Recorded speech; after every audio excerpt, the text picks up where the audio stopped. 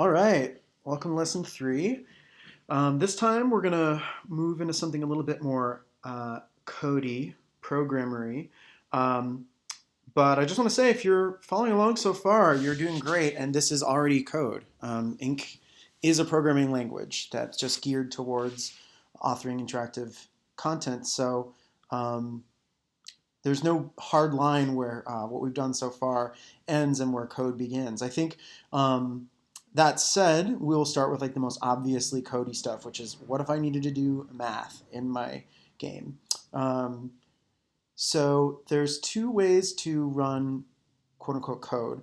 The first are inline brackets, and this is for if you want to essentially branch and have some custom content right in the middle of your line. This is when you use what we call curly braces. So this is where the bodies were found. Here in curly braces, I will do a little math. Okay, so we can see over here that that's updating live. Can change these values, see them update over there. The standard math operations are here: division, multiplication, subtraction, and modulus, which is the lesser known black sheep. This is what is the leftover after division, just so you know. So, 5 divided by 4 has a remainder of 1. So, yeah, that's inline code. And then you can also use the tilde, which is running code on a line of its own that won't be shown. So the canonical example of this would be storing a temp variable. So the way I do this is, and I'll explain what that is in a second, but first I'll just get the syntax out. So I type tilde temp, my variable name, let's just call it, equals 2 plus 2. And actually, variable names are very important because you will use them all over the place. So I really suggest trying to be literate here, and as an author, give this a name that represents how it's used in the story. So I'm going to use this for number of bodies. And then, so now when this line is run, when Inc kind of hits line 6, behind the scenes, it is going to store the whatever's on the right side of the equals sign. It's going to assign it. That's what we call this in programming terms, is assignment. So it's going to assign whatever's on the right into the variable name on the left, number of bodies.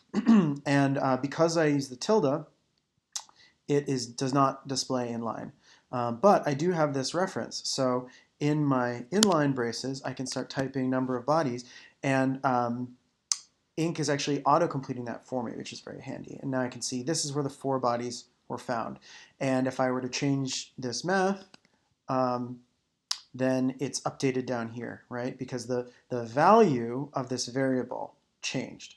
And here we're just displaying the value in line. And it is very important with variables to get the names exactly right. Inc, like almost all programming languages, is case sensitive. So if I accidentally call this number of bodies with a capital N, Inc is going to say unresolved variable, which means I've never heard of number of bodies before. You're asking me to display something in line that I don't know what it is, and so that's an error. And that just gives you a reason to go check it and say, oh, okay, I got to make sure I got number of bodies right. And this is why it's so helpful that Inc lets you, I can just press tab or click this to autocomplete. So that's really, really helpful. Okay, so what else can we do with this? I can check the value of this variable later and change what I print out to the user. So let's take a look at that. So right now, what's in the curly braces just displays the value, which right now is 6, right? Right in line. But let's say what I want to do here is be grammatically correct, because right now, if number of bodies just equals 1, my code says this is where the one bodies were found. That's really grammatically wrong. We want it to be one body was found, right?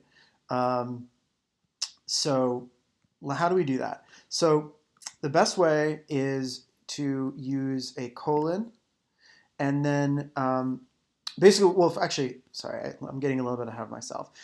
The first thing to do is to check whether the bodies are greater than 1. So this is using the greater than operator. So number of bodies greater than 1.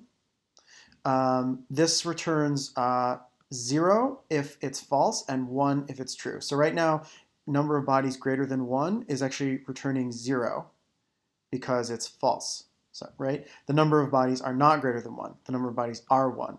If I change this to 2, then number of bodies greater than 1 is true, and this returns 1. This is a very old programming convention dating back basically the birth of computers, where 1 represents true and 0 represents false. It's a little weird to remember, but you'll internalize it sooner or later. So basically, that's my value now, is number of bodies greater than 1. But I actually don't want the value. I just wanted to check and show different text based on the value. So here's how we do that. After this check, where I'm asking, I'm using the greater than operator, saying is this greater than that, I put a colon. And what comes first after the colon is whatever will be shown if the left side is true. And so I'll show you that here. So the way I read this in my mind, when reading this like mentally, is if number of bodies greater than 1, put bodies. Otherwise, and I'm using the pipe in your upper right corner of your keyboard. It's usually like shift backslash. Otherwise, put this, body, right? So again, if I'm reading this left to right, this is how my mind reads it. If the number of bodies is greater than 1, put bodies here. Else, put body here.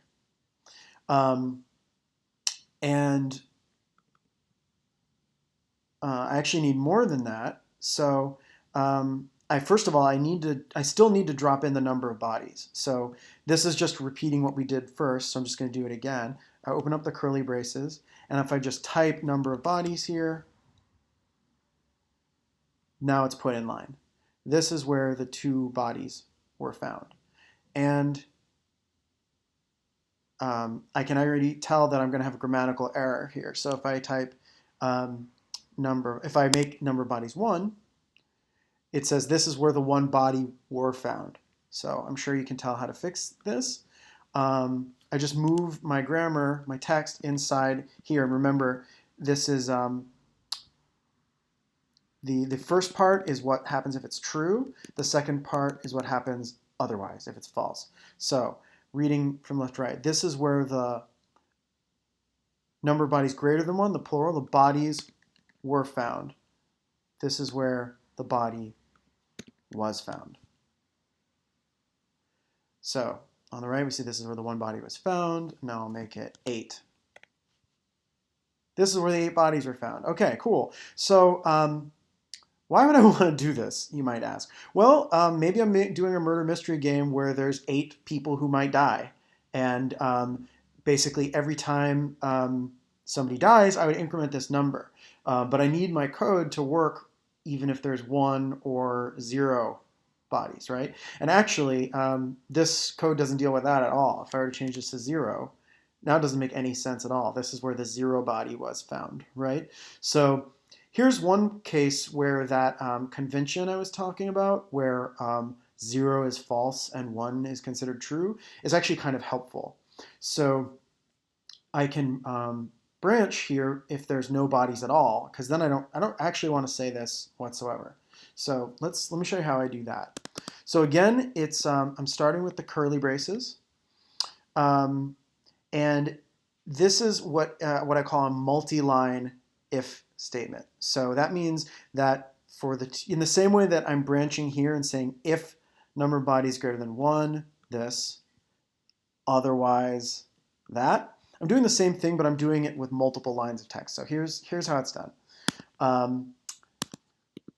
The check of what's true or false, I use a hyphen at the beginning, and here's where my check is going to be, and it's just going to be number of bodies, because number of bodies is either 0 false or it's anything else, which is considered true for the purposes of this check. So if number of bodies exists, if number of bodies is not 0, then I'm going to copy and paste this whole piece in. Okay?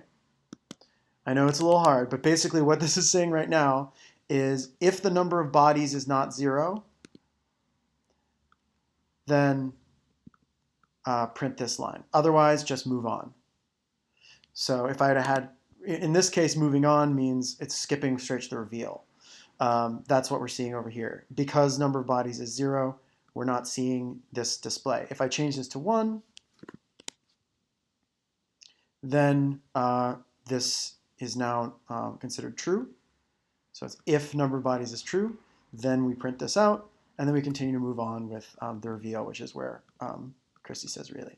So we can also do what's called an else. So this says if number of bodies is true or non-zero, this else looks like this. It's another hyphen and another colon, and everything after that is what happens otherwise. Or I could say, I could have Poirot say, Poirot say, the bodies, they're gone. And now if number of bodies is 0, that's what we see. So this is branching, and the nice thing about this is like you can have whole mini stories here if you wanted to. Whereas with this formation, as on line 10, you're very limited to how much you can do in a single line, right? Like I can't do branching here, I can't easily divert here, etc. But with this multi-line form, I can kind of go back and forth. I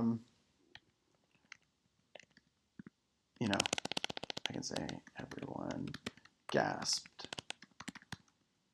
And then, here's an example of what I could do. One man fell dead.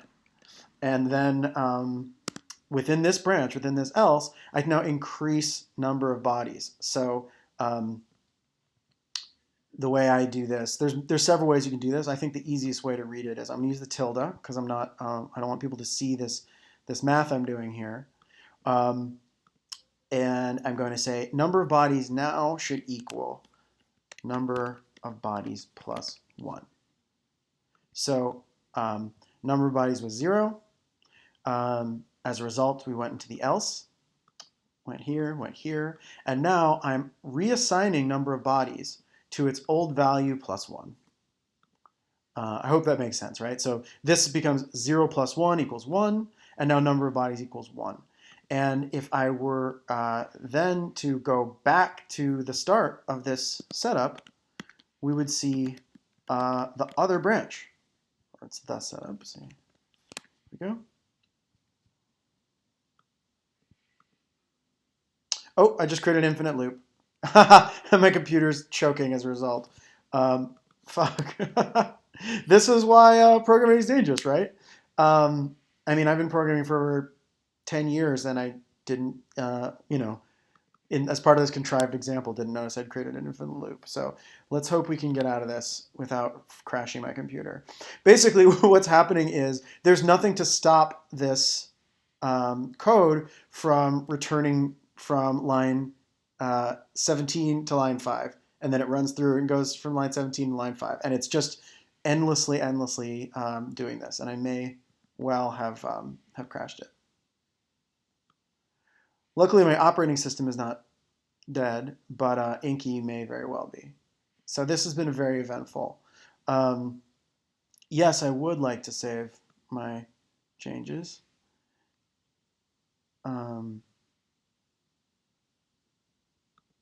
Cool. Okay, so we're out of the loop. Yay! Let me just. That was funny. So adventures in coding here. So don't do that. Basically, don't, like, this little contrived example I showed you is a really funny example of what not to do. Basically, you never want to loop like that. You never want to tell the story to go back to an earlier point unless you have a condition under which it will stop, right? Or it will literally never stop, and that's what's called an infinite loop. Actually, let me see if I can open up the right version with the infinite loop and kill it really quick. It may actually be unable to start because of the infinite loop. Okay, it looks like that never saved. So basically, let me show you how to do this right, just so you can not be like me. So in the else, we're going to say someone gasped and died.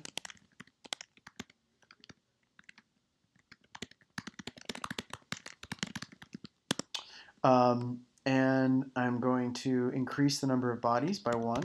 Number of bodies. So the shorthand in programming terms is plus plus. This says this means increment equal. Essentially, change the value of number of bodies to be number of bodies plus 1. But I prefer to just do that exactly like I just said.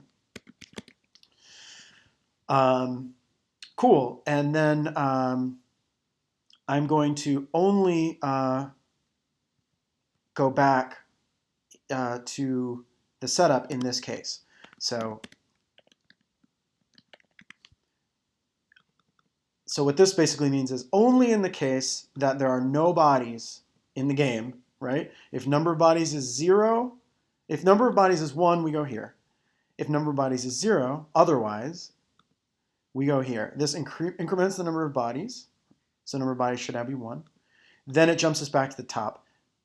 Where we will actually wipe out this change. So this is messy at this point. But if you want to share a variable between different stitches, or basically across your story, which this has kind of become that, right? The number of bodies seems like something that's going to be important across book 1 and possibly even to book 2. So that's the job for something called a global variable, which is designed with the keyword var. Is defined with keyword var. So I'm going to show you how to change number of bodies from a temp, which is local to this area, to a global, which is visible across your whole story. That's why it's called a global. So I'll move this to the top, and rather than using the term temp, use the term var for global variable.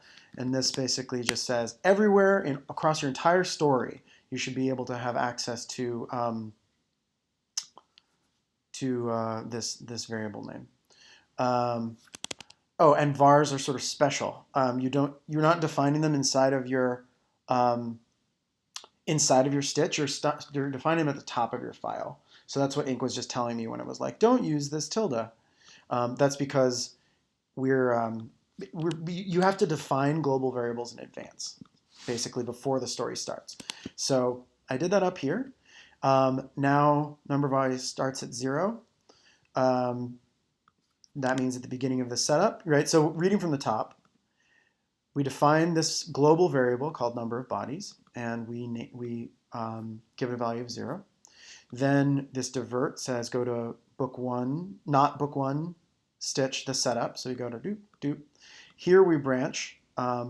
Is number of bodies something? Is it more than nothing? The answer is no, so we skip down to the else, right? Because number of bodies is 0. Here we say the bodies, they are all gone. Someone gasped and fell to the ground dead. Then we're using this code here to increment number of bodies by 1. Then we're going back to the setup.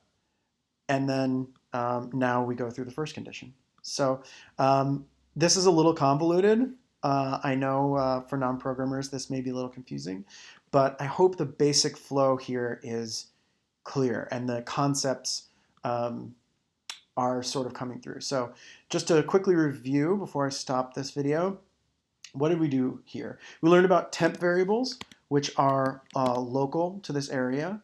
So and they're defined like this. What's a temp variable we might use next time?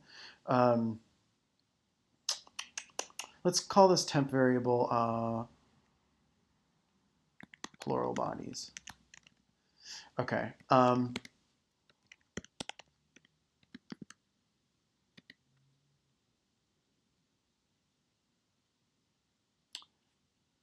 greater than 1.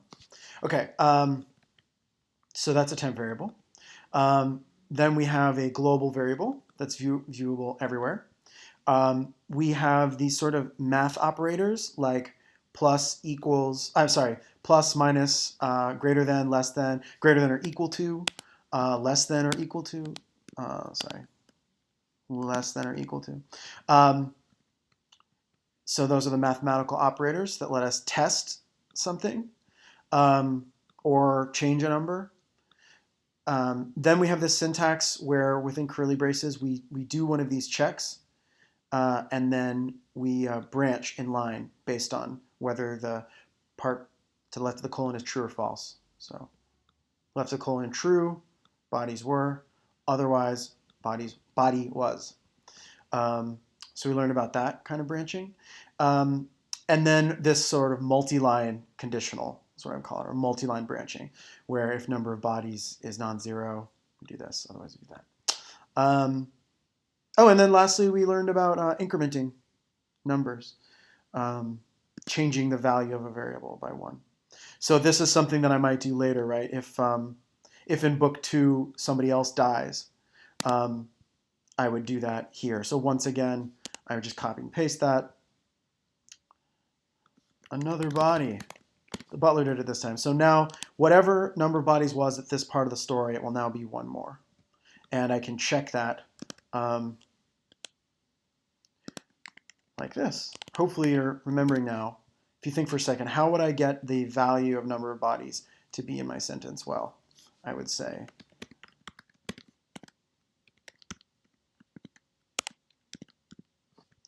and now if I click all the way through to book 2,